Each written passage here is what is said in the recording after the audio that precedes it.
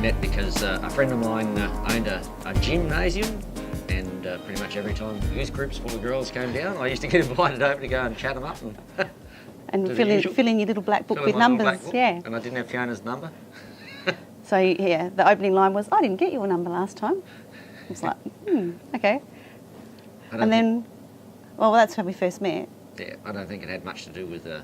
I think Fiona was picking me up, not me picking her up. Yeah, I think I might have been. Girls, so. He was being silent in the corner, lifting weights and, looking really tough, and I was sort of like, giving him the eye, and yeah, eventually he came over and started speaking to me. And that's what I said his opening line was that, I didn't get your phone number last time. I said, no, that's because I was out with my boyfriend last time. And that was like, oh, okay, change of conversation. But no, we got along really well. And then... I tried to throw her in the pool. It's always a good way. Pick up girls, pick them up, throw them in something wet. Yeah, we tried to, yeah. And then after that, we kind of didn't see each other for a while. And I had his contact details, and I phoned him and said... would we catch up for something, a date or whatever? And he went, no, he had a girlfriend by that stage. So that kind of fizzled. And then by the time he phoned me back up... Having got rid of my girlfriend. Yeah, I had a boyfriend again. And what happened then? We went to the motorbikes. Went to the motorbikes, yeah.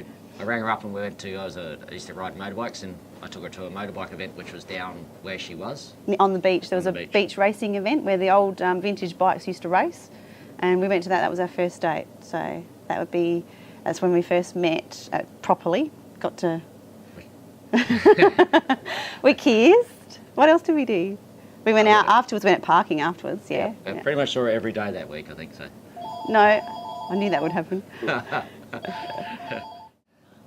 Yeah, well, we were parking, and we'd spent the night together, as in dating. We weren't sleeping together, but we spent the night together, and George lived about an hour and a half away drive. It was kind of like from here to Brisbane, and it was a long distance, so we had a long distance relationship for quite a few months. And then we kind of it was sort of long distance, but pretty much I drove up every day, so it was an expensive distance because you had to drive, use a lot of fuel and time driving places. A lot of early mornings. A lot of early mornings and late nights, but it was all right. Yeah, I mean, we were 16, so we met when we were very young, so we were still living at home, both of us, and we commuted backwards and forwards. We got engaged after 18 months. 18 months, yeah. Married after another year after that, so... Got married for my 18th. Well, engaged for my 18th. Engaged for your 18th, yeah. We were married at 19, so... Yeah, it was good. Like, we had a great time. We grew up together pretty much, spending, weekends together.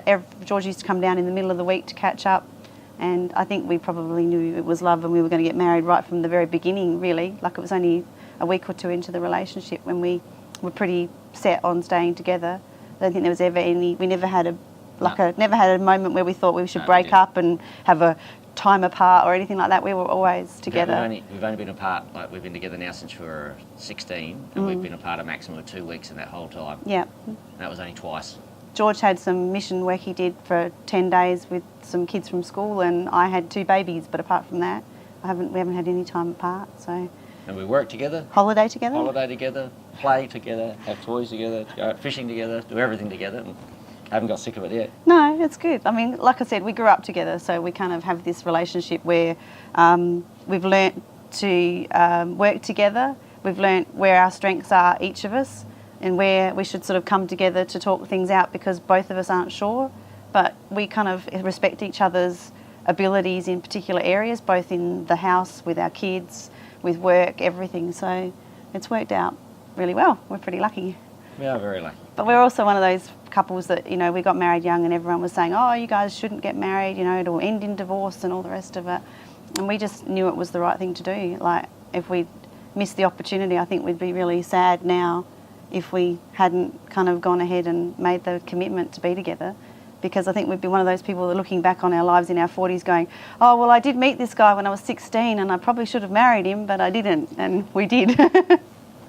So it was good. No, and we're best friends as well. So, we're not just a relationship because I don't really need other friends because I'm friends with my partner. So I think that's ideal. Not everybody can get that. Not everybody is the same. It's way not. it is, It's but- nice because we can have, we very rarely do the girls' nights out or the guys' nights out, and if we do, it's actually to satisfy our friends because they want to have a girls' night out or a guys' Yeah, night we'll out. go with them. It's not because we actually want to spend time apart because that's not how our relationships ever worked. So it's good.